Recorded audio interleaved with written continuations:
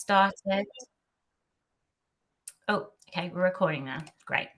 Yeah, so hi everyone, I'm Hannah Maidment. I'm the local funding officer for Wiltshire and Swindon for the National Lottery Community Fund. And as mentioned, I'm going to try and go over a couple of updates, just some changes that we've had to funding programmes. But within that, just to go for our strategy, because I think that's obviously the useful starting point for why we're making some of these changes. And I'll try and be as brief as I can, because I'll try and open up some questions at the end, and then we can hopefully have a chat. And if you've got any really specific questions, then I'm always up for answering those. But just bear with me, because I can't see everybody when I'm presenting just in this format. So shout up if you can't see anything, or if I'm not speaking clearly enough, can you just let me know, because I can't really see. So just as I've said, we're going to sort of cover our new strategy, then what that means for our funding offer, and then I'll also go over sort of how to apply and what we're funding currently, just because I think that's always a useful thing to hear from us. So a little bit about the National Lottery Community Fund. We're the largest funder for community activity in the UK. We're responsible for giving out around £600 million a year, and that's of lottery players' funding. Wanted to put a little bit of an update for Wiltshire and Swindon. So we're awarded about 2.5 million in this local area, and that's supporting 51 organisations. That's across Awards for All and Reaching Communities. And that's actually probably the largest amount we've given out for a while. So that shows that it is getting a little bit more competitive. But with that, it does also mean that we're giving out more money to this area, which is really positive. One thing I'd noted, actually, when I was looking at some of this data, about nearly half of the grants that we're giving out at the moment are to micro or small organisations. So grassroots organisations are receiving sort of half of that in terms of like the 51. So that's, again, something really positive that I noted. Let's just talk a little bit about our strategy, and then I'll go into a little bit more detail in terms of the changes and what that might mean. But it's the strategy that we're oh, is someone talking to me? Sorry. No? Cool. Okay, I just heard someone, but that's fine. So our strategy, it starts with community, is running up to 2030. So it's our ambition to deliver our funding to strengthen society and improve lives across the UK. During this time period, so up to 2030, our ambition is to give out £4 billion worth of funding. You might have been involved in some of this. So the shaping of this was during 2022. We had over sort of 18,000 interactions with people. So that was conversations face to face. We did quite a few surveys, I think. And that was, we've sort of tried to reach everybody with understanding what people want to know or hear and see those changes happen. But I wanted to note that the changes are not sort of big overnight changes. So we've not launched this and then you're going to see like sort of all of the funding change. So no one panic. This is about us sort of using the next year or so to make those changes. We've got like teams sort of internally that are looking at where we can sort of make the most changes in terms of our funding, but then also look at some of the more strategic things that the lottery is often a part of. So this isn't just about Awards for All and Reaching Communities as change. There's sort of other things happening as well. Nothing's overnight, so you're not going to have to get any applications in last minute or anything like that. I just wanted to make that really clear. Okay, so externally, we've launched a strategy. Like I said, it's not a sort of big overnight change. I wanted to share with you some of what we sort of have started to put out there publicly. So the strategy is sort of made up of these 4 pillars, essentially. So essentially, communities are still at the heart of it. And then around it, we've sort of made some, I guess, we've always sort of funded these areas, but what we're doing is the 3 pillars around it, which are young people, hopefully everyone can sort of see that clearly, but it's young people, communities that we hope to be healthier, and also communities who can be more environmentally sustainable. So they're the three pillars that surround our sort of central communities being connected. And although we sort of always funded in these areas, I guess what we're doing is just bringing out a renewed focus for these. So for our strategy, you might start to see some sort of bigger pots of funding that are available in these areas.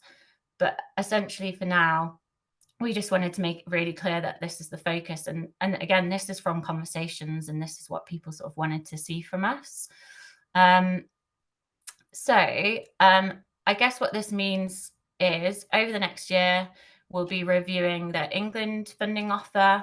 And so by June 2024 is the goal that we'll sort of start to see some of those changes happen within sort of reaching communities and partnerships, definitely. And our new sort of funding offer will still be responsive. So we're still going to have those responsive pots of funding, awards for all, reaching communities. But as I've sort of mentioned, some of this might be a more strategic sort of partnership pots of funding that might become available, and have a really focus down in some of these areas. So essentially, I don't know for sure what this is going to look like, but by June 2024, we'll sort of have a much clearer sense of what that might mean on the ground in funding terms, and what that might mean for us in Wiltshire and Swindon.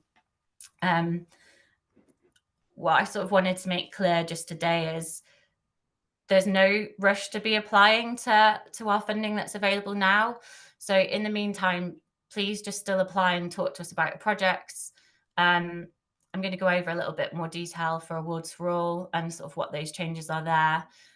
But there's no rush to sort of get your applications in for reaching communities or anything like that. I'm still the local funding officer, so you can always just come and talk to me if you're unsure about anything.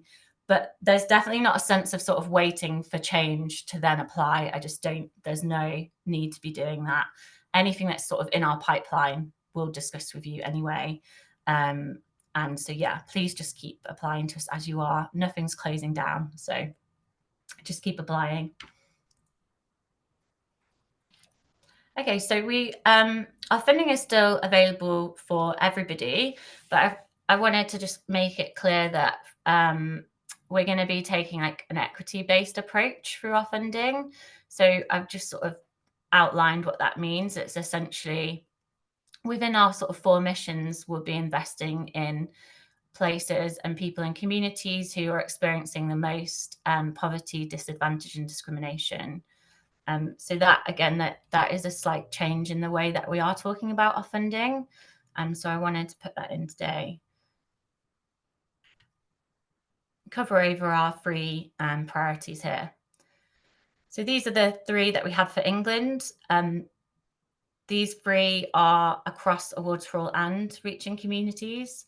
They've not hugely changed, but there's sort of a wording change here. So again, just really worth noting when you're applying to us, just take another look at our priorities and really read through the website. There are some sort of mark changes. I'll try and sort of cover some of those, but when I go over the Awards for All funding programme, I'll sort of highlight the question that literally asks how your funding fits into these. So please just always do sort of check back to see what our funding priorities are, because they do sort of take a slight shift. And again, I don't know whether they will again sort of towards next year.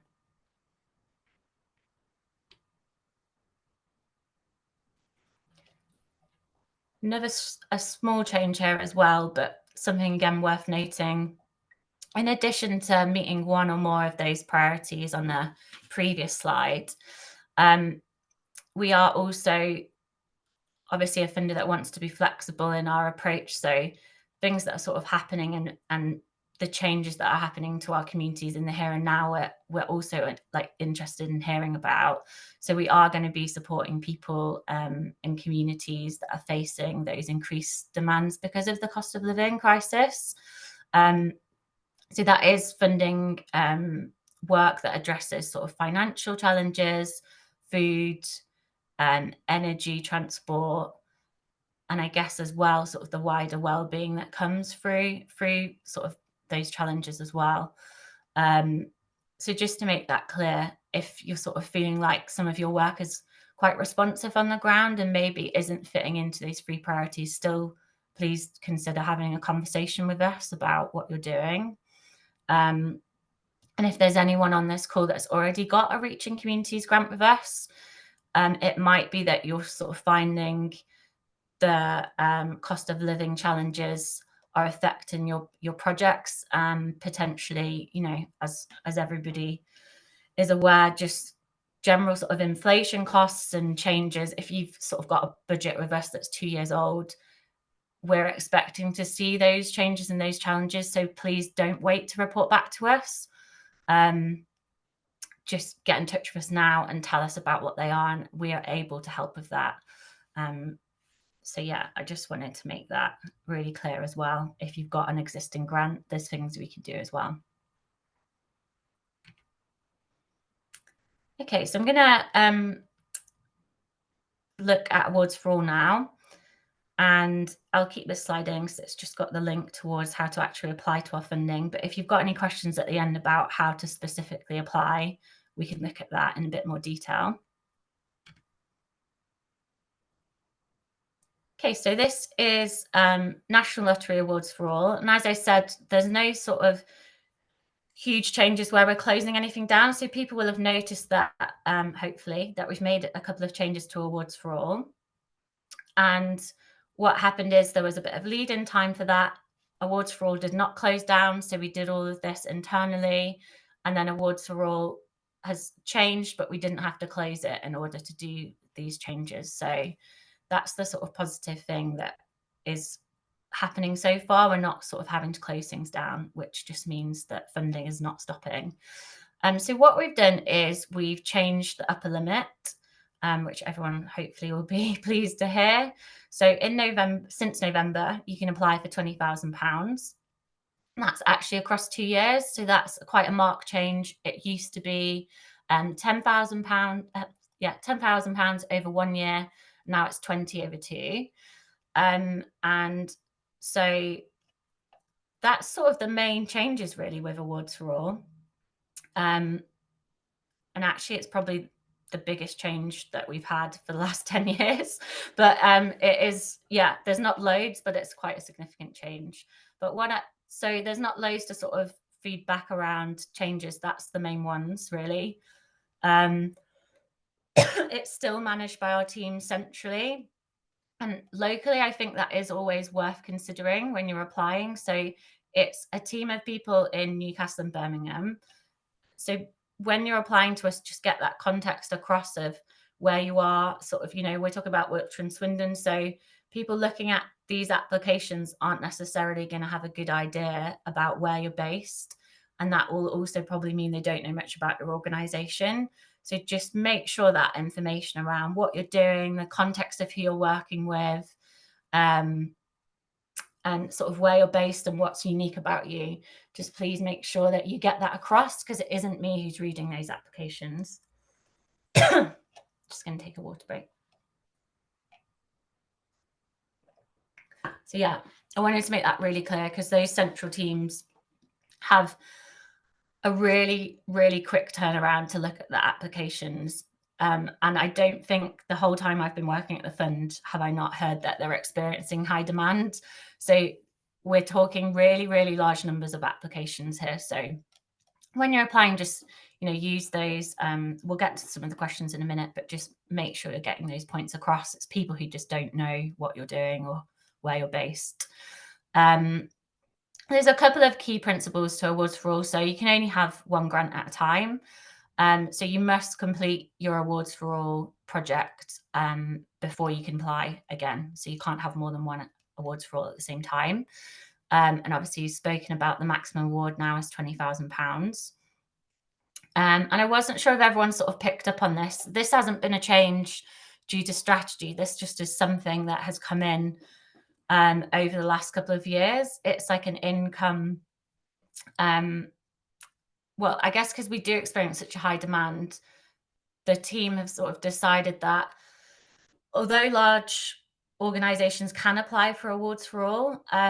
If your annual income is considered large, then essentially what will happen is they would want to know exactly what you're doing on a local level to be applying for awards for all. So I guess in terms of looking at if you're wanting core costs, but you're considered a large organization, awards for all potentially is just not the right funding.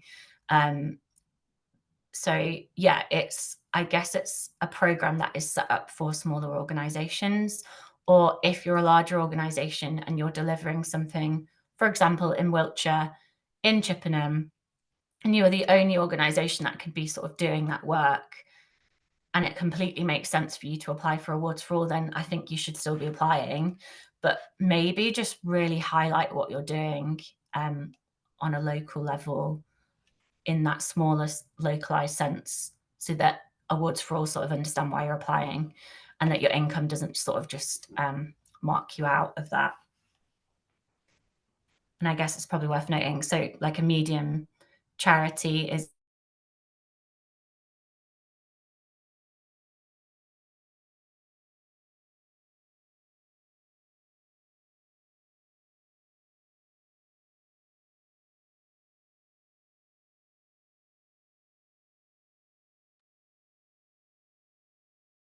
Karen, you're on mute.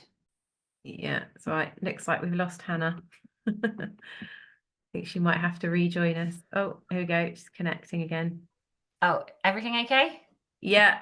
Cool. Okay. You know. So these are the some of the questions. Like I said, the other ones Hannah, are around. you're Yeah. not. I think you might need to share your screen again. No Can't see the worries. slide. Sorry.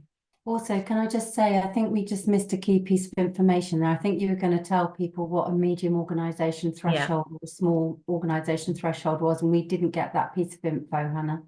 Oh, no worries. So yeah, so anything under £250,000 is considered a medium organisation. So if you're over that, then you'd be looking at being considered more of a large organisation. So sorry if that was missed. Just give me 2 seconds. I've just got to share everything again. It's just not coming up. So let me.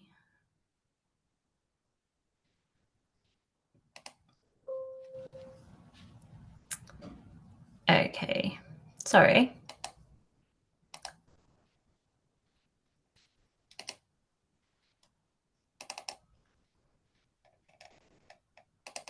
Is that working now? No, it doesn't seem to be. Sorry, Hannah. It's all right. I don't know why that's not working. Let's try again.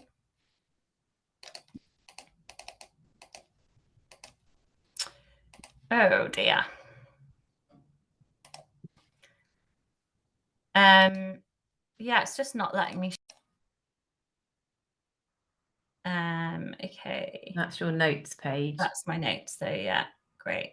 Okay.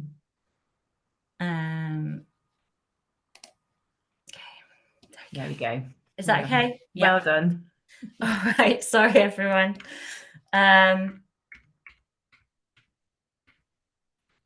are we? There was this one, wasn't it? Yeah. Okay. So I just wanted to pull out these questions. So I think I'd sort of said these won't be the only questions that we'll ask you, but the other questions will be sort of more hopefully easier things around where you're going to be based. I think it's when and the name of your organization and that sort of thing. So obviously there's not much point me covering things like that. But what I wanted to highlight, so what you would like to do is a question. And I wanted to just sort of point out that there's a couple of things that we sort of want to hear from you when you're asking you what you'd like to do. So we want to sort of hear what difference you think your project's going to make, things like who's going to benefit from the project directly, how long you expect it to run for, how you'll make sure people know about your work. So if it's sort of a new project that you're launching, how you're going to make sure that the people it's meant for know that it's happening, how you plan to sort of learn from what you're doing, and how you might share some of that learning, or how it might shape sort of future projects that you might be running, or your organization in general. And we always want to sort of know if it's something new, or if it's something you're continuing, or if it's something just more core to your organization. And we'll fund both of those things. And I wanted to just point out that one of the questions directly is, how does your project meet our funding priorities? So that's just going back to those 3 priorities and saying, okay, does this project fit into one or more? Just explaining to us why that is. And so how does your project involve your community? So what we mean by community could be people living in the same area. So you could work in Chippenham, for example, and your work could just be for people living in Chippenham, and therefore that would be your community. But it's also could be about people who maybe have similar interests or a shared experience, and therefore they might not live in the same area. So your work could be across county, and therefore your community could be the individuals that you're sort of trying to reach across a wide area. And therefore it's just sort of pinpointing who your community are. And a couple of examples then for involving a community. So I think sometimes it's just, things because you're an organization on the ground delivering work. So don't let these sort of questions put you off. It's some of it can be anecdotal stuff that you just know, and you can tell us that you have regular conversations. You speak to people daily or weekly in person, and so these are the things that you sort of know. But just really try to get to grips with explaining that to us. That's what we're interested in. It's like a whole question from us, and it's always key to our funding. So just make sure that you're sort of considering how you are involving your community. Like I said, though, it doesn't have to be complicated. It can be the stuff that you're doing daily. But it also could be things that you're doing more generally within the organization. So you could be an organization that has committee or board members that are made up of the community. You could be setting up like a separate steering group. Often, if you're running a project, you might set up that steering group that just is running that project, and they might be made up of different people within your community that you can tell us about that. You might be doing surveys. Some groups run just open days and that sort of thing. So I just wanted to give a couple of examples there that you can sort of go into that sort of detail with us, because that's what we want to know about. And then you would just need to do like quite a simple list of costs that our funding is going to go towards with Awards for All. Okay. Wanted to just share a couple of local projects that we're currently funding. Excuse me. So Shine Pinehurst have a current Awards for All with us. And I wanted to pick this one out because I thought it was quite a good example of showcasing that this is a project created by young people. So that's of interest for us. Young people have actually come to Shine and asked for this project to happen. They wanted to do like a pilot of this, so they wanted to test it out. So that was a sort of a good thing to sort of use Awards for All to test this project. And then actually at the heart of it, it's about young people sort of giving back to their community as well. So they've highlighted a problem that they've sort of foreseen in their local area, and they wanted to sort of tackle that head on and sort of give out free food in a way that also means that young people are getting sort of some skill development there as well. So I thought that was a great example. That's in Swindon. Just on another end of the spectrum, just to show that we really do fund most things. This is a community farm in Salisbury, and Awards for All was used to put in a new toilet and facilities. But again, what's key here is that it was actually based on gathered feedback over a couple of years. that the farm was sort of noticing that that was the feedback that they were getting from not only visitors, but volunteers and community groups using their farm. So actually the sort of just future viability of them to sort of carry on delivering does mean that actually having those sorts of facilities were really important to people. So again, just an award there that I thought was good to just showcase locally. Okay. So I'm going to move on to reaching communities. I'm aware I've sort of just covered quite a lot of ground there, but questions at the end, there's going to be loads of time. So anything about Awards for All specifically, please ask me at the end. I'll sort of go over a little bit, just reaching communities wise, because that's the grants that I manage. So it's useful as well for me to just talk these through. So reaching communities is managed by regional teams. So here in the Southwest, and me personally managing Wiltshire and Swindon. And so reaching communities is aimed at organisations with an aspiration to work on slightly larger proposals. So it's over £20,000 now, and up to 5 years. There's been no change for reaching communities at the moment. So we're working in exactly the same way currently. And yeah, we can fund, I don't want to say anything, but pretty much anything, to be honest. I think we're quite a flexible funding pot, really. So I think whether you need sort of that longer term funding or shorter term, we can look at it with reaching communities. We can sort of fund that particular activity, but we also can look at organizational development stuff as well. So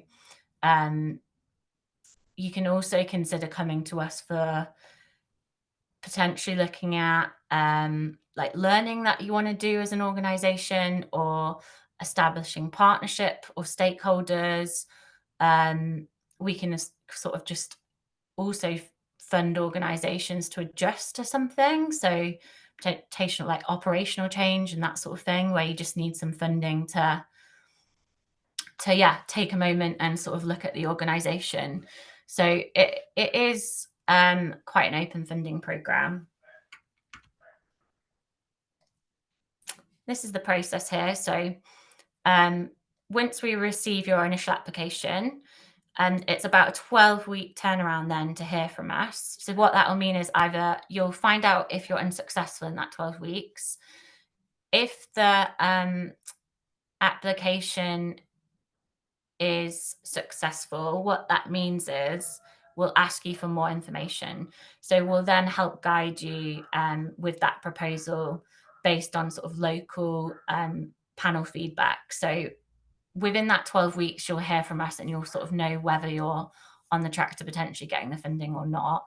But overall, it is about a sort of 3 to 6 month turnaround, really, overall, because it's sort of guided by you as well as an organisation, sort of what you need to go away and do in that meantime.